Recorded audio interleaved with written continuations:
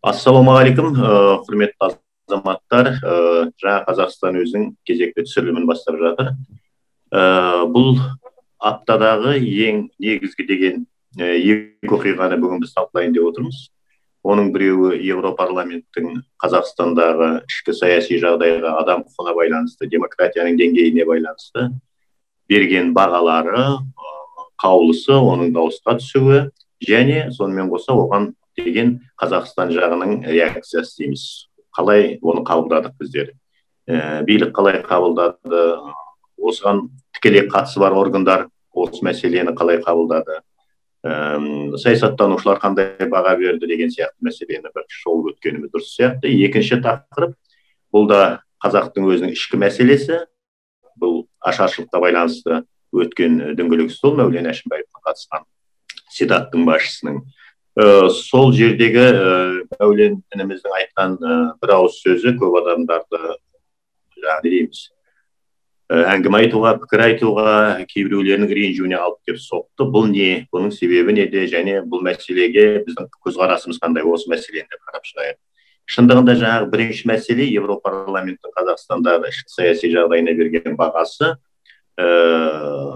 енді ең үлкен бір талқыланатын мәселе екені белгілі. Шындығында бір нәрсе бар, мен өз басым күткен жоқпын. Дәл осындай қатаң шындығында мойындауымыз керек, нақты көбісі деректерге сүйенген осындай мәселені Еуропарламент күн тәртібіне қояды және оған байланысты белгілі бір қаулы қабылдайды дегенде өз басым күткен жоқпын. Менің ойымша билікте күткен жоқ. Себебі Тоқаевқа деген үміт әлі де болса жоғалып кеткен жоқ. Ол кісінің айтып көтеріп жатқан мәселесінің 99%-ына бәріміз қосыламыз, бірақ ол жүзеге асып жатқан жоқ. Және соның жүзеге асып жатпағанын Еуропарламент бізден бұрын айтқан сияқты. Біздерді айтып жатырмыз, әсіресе жаңа Қазақстан бұл мәселені күн тәртібінен еш уақытта алып тастаған жоқ. Бұл біздің жақсы болсын деп айтқанымыз, осыны мен бірден айтып қояйын деп отырмын. Менің ойымша Еуропарламенттің осыған деген қаулысына Қазақстан жағының билік тарапы не болмаса көптеген жаңағы саясаттанушылардың айтқаны баяғы кезімізді есімізге түсірді.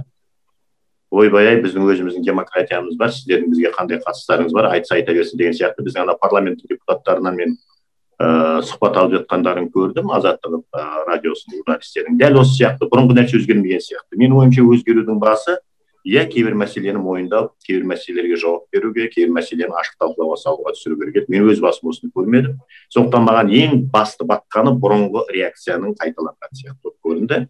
Енді сіздердің көзқарастарыңыз қалай? Сіздер осыған қандай баға бересіздер? Шындығында да бұл мәселе Қазақстанның ішкі саясатының Еуропарламентте қаралуы және оның бағасы біз қалай қабылдауымыз керек еді? Және сол арқылы біз әрі қарап қандай қадамдарға баруымыз керек деген мәселенің төңірегінде әңгіме қозғасақ. Сөз кезегі сіздердікі. Рұқсат болса мен айтайын, мынау жалпы Еуропарламенттің мәлімдемесі биліктің шанына тиген сияқты, яғни сыртқы істер министрлігінің жауабын оқыдық. Өз басым ол енді дипломат емес, бірақ жалпы халықаралық саясат стандарттарынан Қазақстанның мемлекет ретінде өзінің халықаралық аренада ұсталуына біршама имидждік көлеңке түсірді деп ойлаймын. Өйткені сыртқы істер министрлігі бұл жерде халықаралық стандарттан гөрі сол ішкі саясаттың басымдылығын ұстап кеткен сияқты да. Мәселен, біздің бір ішкі саясат шенеуніктерінің жауабын ұқсап кетті. Сыртқы істер министрлігі меніңше басқаша жауап беру керек. Ал жалпы айтатынымыз, Еуропарламенттің өзінің мәртебесі қандай? Қазақстан Еуропа одағының мүшесі емес. Қазақстан сол әлі де сол Еуропа кеңесі, Совет Европы дейтін, көп халық біле бермейді да, Евроодақ пен Еуропа кеңесін. Сол біз Еуропа кеңесінің өзіне мүше бола алмай жүрген мемлекет, сол бақылаушы болып жүрміз бе, қазір мәртебесі мен енді анық есімде жоқ. Сондықтан Еуропарламентте бұл жерде мен әрине біз түсінеміз, Еуропарламенттің өзінде де әртүрлі фракциялар бар, әртүрлі ұстанымдар бар. Оның ішінде либералдар бар, социал-демократтар бар, центристер бар, христиандар бәрі бар. Бірақ соның ішінде Еуропарламенттің ішіндегі қандай бір лоббизм болғанда да, қандай бір күштер оны барып сол жобасын жасап депутаттармен жұмыс істегенде осылай қабылдауының өзі шешім ретінде. Ол енді әрине Қазақстанның мемлекет ретінде, жаңа өзіңіз айтқан досаға Тоқаев мырзаның реформатор ретінде демократияның ұстанымдарын қолдайтын ретіндегі оның біраз бет бейнесіне салқын тигізді деп ойлаймын. Өйткені Европарламент ол ойыншық емес. Европарламент керек болса, ол өзінің демократиялық стандарттар тұрғысынан ол Америкаға да, кез келген Европа мемлекетіне де, Қытайға да, Солтүстік Кореяға да өзінің пікірін айтып жүрген мемлекет қой. Сондықтан ұйым ғой. Сондықтан бұл үлкен сын деп ойлаймын. Яғни Қазақстанның демократиялық дамуындағы барлық, әсіресе соңғы кездегі жаңалықтар, президенттік сайлаудан кейінгі, парламенттік сайлаудан кейінгі нақты фактілердің айтылуы, ол Қазақстан билігіне ол оңай тиіп жатқан жоқ деп ойлаймын. Сондықтан маған ұнамайтын екі нәрсе. Бірінші, кейбір осы біздің әсіре демократтар, супер радикалдар осының ар жағы не болады? Яғни осыдан кейін Европарламент одан сайын үдете түсу керек, енді тіпті санкциялар жариялау керек деген нәрселерге әңгіме айтып жатыр. Мен мысалы өз басым қанша билікті сынасам да, қанша оған халықаралық ықпал етуін қаласам да, мен екі нәрседен айнымаймын. Біріншіден, Қазақстанда демократия орнату қазақтардың өз ісі. Бізге шетелден біреу келіп, демократияны орнатып бермейді. Яғни Европарламент қаулысына сәйкес біз осылай демократияны бүгіннен бастап орнықтырамыз деп ешбір билік айтпайды. Екінші мәселе санкцияға байланысты. Мен түсінемін, егерде әділетсіз сайлау өткізіп жатқан, соттап жатқан, белгілі бір саяси репрессияны ұстап жатқан нақты шенеуніктерге, нақты лауазым иелеріне санкция жарияланса мен түсінемін. Ал елге, экономикаға, оның тыныс тіршілігіне, халық шаруашылығына, баяғыша айтсақ, соған санкция деген мен оны қабылдай алмаймын. Өйткені біз өз халқымызға, өз елімізге, өз қоғамымызға қиындық жасамауымыз керек. Сол әзірше мен мысалы сыртқы істер министрлігінің жауабын басқаша да күттім. Енді Тоқаевтың өзі дипломат қой. Бәлкім сол қаулыны сыртқы істер министрлігінің жауабын қарап басқаша айту керек. Қазақстан демократиялық стандарттарын мойындайды. Біз Европаға қарай жол деген бізде бағдарлама болған, біз соны қолдаймыз. Әрине бәрі бір күндік болмайды, кемшіліктер болып жатыр, тиісті лауазым иелері жазаланады деген бір, мысалы ана ішіндегі артылған әрбір фактіге бір жөнді, жосықты бір жауап беру керек еді. Ал бір ренжіп қалған баланың жауабы сияқты да. Бұл жерде мен ойлаймын, сыртқы істер министрлігінің кәсіби деңгейіне, халықаралық аренада Европарламент секілді көптеген партиялардан құрылатын құрылымда Қазақстанның беделіне осындай нұқсан келтірмейтіндей жұмыс істеуіне меніңше қоғам баға беру керек деп ойлаймын. Мен осы еуропалық жаңағы одақтан, еуропалық кеңестен болып отырған осы сынға қатысты екі мәселеге тоқталайын деп едім. Біріншіден, енді еуропалық одақ 28 елдің басын біріктірген, өркениетті дамыған елдердің басын біріктірген, қазіргі әлемде осы экономиканың, демократияның ірі бір ошақтарының бірі маңызды. Қазақстанның бірінші кезектегі сауда экономикалық әріптесі.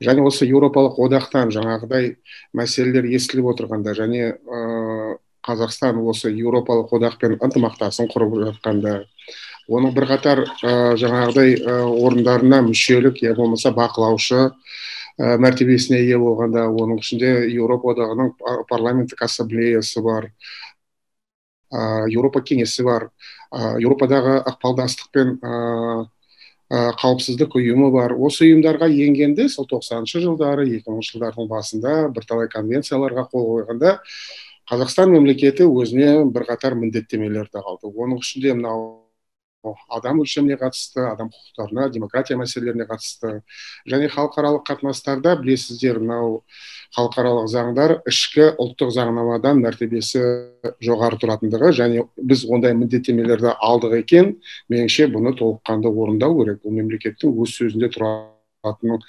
көрсеткіші, жаңағы конвенциялар, келісімдер, жаңағыдай уағдаластықтар бола ма. Ал енді жаңағыдай сыни пікірлер айтылып жатқанда мен де мысалы онша түсініңкіремедім. Біздің дипломатиялық ведомствоның жаңағыдай өкпелеп жауап бергені бұл тым үстіртін, тым қатқыл мәлімдеме болды. Шын мәнісінде шындыққа жанаспайды деген мәселелер сол жекелеген Ресей сияқты елдердің сыртқы істер министрін Лавровын кішкене еске түсіріп жатыр. Сынның өзіне жауап бермей, немесе сынға қатысты мына жерде сіз артық кеттіңіздер. Шын мәнісінде мәселе осылай ақталу емес, бірақ әрбір нәрсені өз атымен атау. Соның орнына, конструктивті диалогтың орнына жаңағыдай бұл үстіртін, бұл жалған, я болмаса өздеріңе қарап алыңдар, өздеріңнің негрлеріңді ана жерде ұрып соғып жатыр дегендей мәселелер меніңше бұл жарасатын дүние емес. Дәл осындайда Ресейдің сыртқы саясатына бір еліктейтін жағдай емес. Менің ойымша, мына өзінің абыройына, өзінің репутациясына қарайтын кез келген мемлекет. Мәселенің бір жағы менің ойымша осы. Яғни біз халықаралық деңгейде Еуропамен болсын, басқа елдермен болсын, міндеттеме алдық па, оны орындау керек. Екіншісі, менің ойымша, мәселе тіпті халықаралық ұйымдарда емес. Олар қандай мәлімдеме, қандай сыни пікір жасалып жатқаны, қандай баға беріп жатқаны. Мәселе сол реформалардың Қазақстан өзі үшін жүргізетіндігі. Біреуге ұнау үшін емес, біреудің жағымды бір бағасын алу ғана емес. Бұл меніңше әлі күнге шейін сол провинциалдық бір комплекс бар да бізде, біздің ресми орындарда. Біреуге қарап қалған, біреу қалай қарайды екен, біреу не дер екен. Бұл өзіміз үшін керек дүние. Азаматтардың құқықтарының сақталғаны, бұзылмағаны, жаңағыдай саяси тұтқындардың босатылуы, елде демократиялық сайлаулардың әділ тең дәрежеде жүруі бұл ең алдымен өзімізге керек. Және жаңа Әбеке, Досаға дұрыс айтып кеттіңіз, Қазақстандағы демократия түптеп келгенде бұл Қазақтан басқа ешкімге керегі жоқ. Рас, сырттан айтар, бәлкім санкциялар енгізетін шығар, кім біледі. Бірақ меніңше бұл екінші дәрежелі мәселе. Қайтадан осы тұрғыда менің ойымша демократиялық қоғам дегенде, демократиялық қауымдастық дегенде Қазақстан қайта осы сыртқы саясатта меніңше басымдықты жаңағы дамыған демократиялық қоғамдарға беру керек. Ол Еуропадағы мемлекеттер бола ма, Америка құрама штаттары бола ма, Жапония немесе Оңтүстік Корея бола ма. Себебі мен кішкене сескендіріп отырғаны әлі күнге шейін сол баяғы инерция. Ресейге қарап қалған, Ресейдің жетегінде кетіп жатқан өткен аптадағы тағы бір жаңалық, осы біз мүше болып табылатын Еуразиялық экономикалық одаққа Иран деген елдің қазір қосымша бір мүше ретінде еніп отырғаны. Яғни осы Еуразиялық экономикалық одақта қазір бүкіл әлеммен жаңағыдай шағысқан, текетірескен бұған дейін Ресей болып еді, кезінде Қарабақты басып алған Армения бар еді, енді қайта санкциялардың құрсауында отырған Иран біздің осындай одақтағы әріптесіміз, серіктесіміз болса не болғаны? Біз жалпы өркениеттік таңдауымыз қандай? Біз жаңағыдай санкцияларға ұрынған елдермен біргеміз бе, авторитарлық биліктермен біргеміз бе, әлде демократиялық өркениетті қауымдастықпен біргеміз бе? Меніңше бұл да өте маңызды мәселе. Әзірше айтпағым осы. Рахмет. Мен енді осы бірінші сұрақты сәл-пәл қорытындылайын деп едім де, бірінші маған онша түсінбеген мәселем, неге осы мәселеге сыртқы істер министрі жауап беру керек? Иә, ол өзінің құзыреті бойынша жауап беру керек шығар, бірақ ол жердегі сынап жатқаны сыртқы істер министрінің жұмысы емес, не болмаса Қазақстан дипломатиясына байланысты айтылған жоқ қой. Неге бұған азаматтық қоғамды дамыту министрлігі, не парламенттің басшысы, міне біздің заңымыздың бәрі демократиялық, осы 3-4 жыл бойы біз өзгерттік, не болмаса Берік Имашев, орталық сайлау комиссиясының басшылары, олар неге жауап бермейді? Мен шындығында сыртқы істер министрлігінің не дейміз, осы айтылған мәселенің көбісіне қатысы жоқ деп ойлаймын. Олар өздері заң бойынша сыртқы істер жағынан келгеннен кейін солар жауап беру керек шығар. Бірақ шындығында аяймын да олардың қатып қалған мәселесін. Және Расул, сен өте жақсы бір сөз айттың да, бір термин, комплекс дедің. Мен ойымша бұл сол комплекс сияқты да, бұрынғы бағытпен жүріп қалған президент бірдемені өзгертем деп отыр. Ашықтан ашық, осындай нәрсені істесек, мынандай реформа. Менің ойымша бұл Назарбаевтың құрған жүйесіндегі жұмыс істеген адамдардың комплексі бізді әлі де талай бір ыңғайсыз жағдайға алып келетін сияқты. Екінші мәселе, маған өте қатты батқаны, саясаттанушылардың кейбіреулердің айтқан әңгімесінде бұны сырт жақтағы шетелдегі оппозицияның әсері осыларды айтқызған, Европарламентке деген сияқты сөздер айтты да. Мысалы, Марат Шибұтов осындай нақты баға берді. Мен таңғаламын, сонда сырт жақтағы жүрген біздің оппозицияның адамдарының дәл сондай құзыреті, дәл сондай мүмкіншілігі, дәл сондай күші бар ма? 700 адамдық Европарламентке осындай сөйлесетіндей деген сияқты ой келеді да. Шындығында да иә, олар да біздің жақтағы болып жатқан мәселені айтып жатқан шығар, біз де айтып жатқан шығармыз, бірақ бұны мен өз басым Европарламенттің депутаттары және ең қызығы сыртқы істер министрінің ресми өкілі бұның ішінде 6% бұған қарсы шықты деген мәселені қайта айта береді. Бұның өзі масқаралық қой, егер 94% осы қаулыны қолдаса Европарламент депутаты, тек 6 ғана пайызының қарсы шыққаны бұл мақтанатындай жай емес, бұл үлкен ойланатындай жай деп ойлаймын да мен өз басымша. Енді мен де санкцияға қарсымын әрине. Біздер дәл санкция жағдайына келген жоқпыз ғой, ол айдан анық. Бірақ мен өзім бір адамға санкция салып көрсе екен деп ойлаймын да. Берік Имашевқа. Сайлауды дұрыстау керек қой, сайлау жүйесін. 19 жылғы президенттік сайлаудағы болған оқиға бүкіл қазақтың, бүкіл халықтың қалта телефонында жүр. Оны прокурор қарап жатудың қажеті жоқ та, алып қараса жүздеген адамды отырғызуға болады. Жүздеген мыңдаған сайлау кезінде заңбұзушылықтар орын алды. Прокуратура немесе сайлау орталық сайлау комиссиясының басшысы Берік Имашевтарға енді әзіл шын нарлыс айтайын, бір санкция қойып, сәл де осы тәубасына келтірген дұрыс сияқты деп ойлаймын да. Енді екінші мәселе, үлкен әңгіме болған мәселе, бұл Қазақстанның ішкі жағдайына байланысты, бұл ашаршылық мәселесі. Осы үшеумізді жаңа Қазақстанның атынан естеріңізде болса, 18-ші жылы Брюссельге барғанда, ұмытпасам Айдос Сарым болу керек, сол жерде үлкен мәселені көтердік біздер. Шындығында да жаңағы ашаршылықты халықаралық деңгейде Қазақстандағы болған мәселені зерттеу керек, оған баға беру керек, оның саяси бағасын беру керек деген мәселе. Құдайға шүкір, осы өткен аптадағы бір оқиға, үлкен дөңгелек столдың болғаны, онда Сенат басшысының Мәулен Әшімбаевтың болғаны, бірақ сол кісінің бір ауыз сөзі менің ойымша біраз Қазақстан ішінде әңгіме тудырды, ашу-ыза тудырды деп айтуымызға болады. Сонда ол кісінің айтқан мәселесі бірақ нәрсе, менің ойымша бұны саясаттандыруға болмайды деген сияқты бұл мәселені айтып кетті. Оған байланысты түрлі көзқарастар айтылды, түрлі пікірлер айтылды. Сондықтан менің ойымша осы мәселеге де біз өзіміздің бағамызды беріп, өз көзқарасымызбен қайсысы дұрыс, қайсысы бұрыс, қандай жағдайда бұл мәселені қоғам қалай қабылдау керек осы мәселе жалпы деген мәселеде. Ал сөз кезегі сіздердікі.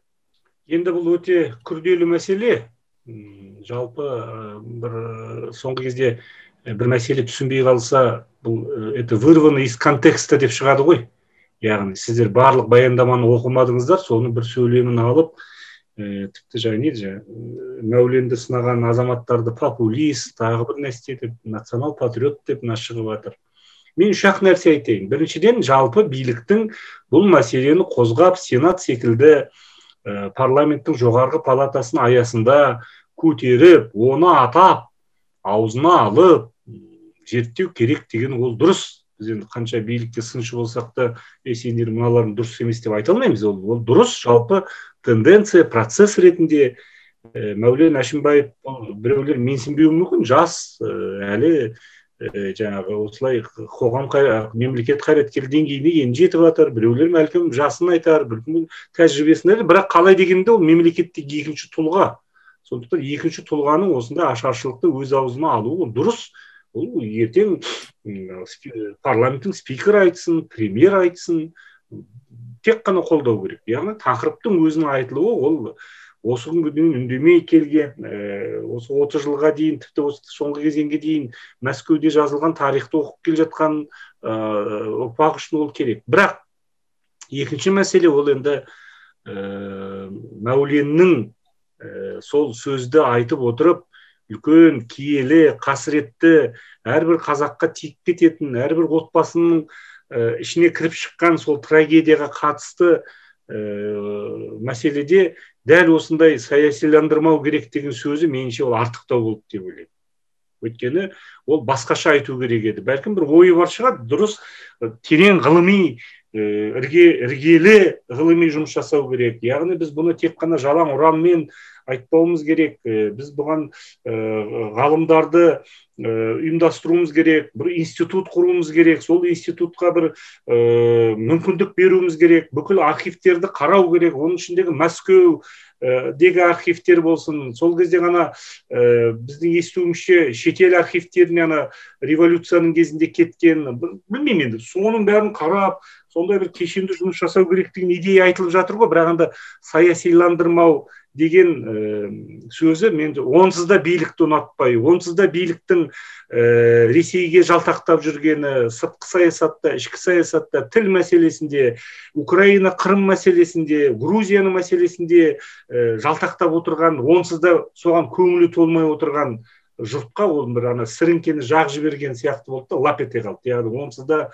аудитория сол атарға оқтап алмай отырған кезде сол саясиландырмайық деген сөзді ол ана билікке тиіп кететін де емес. Өйткені қазіргі билік бәлкім желтоқсанға қатысы бар, Жаңаөзенге ғана қатысы бар, ана ашаршылыққа ешкімнің қатысы жоқ қой, билікте жүрген бәрі өліп қалды ғой.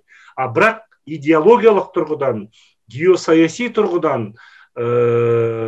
Ресейге тиіп атқаны, Кремльге тиіп атқаны, ал Кремльдегі қазіргі бұрынғы КГБ-ның қызметкері отырған кезде ол Путинге деген сондай негативті көзқарас деп, меніңше соның бір адвокаттары сияқты болып қалған сияқты. Қалады ма оны мәулен, қаламады ма, бірақ осы бір ауыз сөзі әрине ол халықтың шыны ашу-ызасын туғызған рас. Сондықтан онсыз да біздің билікті про-кремльшіл деп сынап отқан қоғам сыншылары осыны әп-әдемі пайдаланып кетті деп ойлаймын. Бәлкім мәуленнің өзі өкініп отқан шығар, сол бір сөзді айттым деп. Бірақ кейде мен өзім ойлаймын, осы Евразиялық одаққа қатысты, мына постсоветтік кеңістіктегі сол совет дәуіріне қалған кейбір дәстүрлер, мейрамдар, үрдістер, соларды қолдау арқылы мен кейде өзім ойлаймын, осыны бізге қазақ мемлекетіне Кремль арнайы осыны жасатып отырған жоқ па?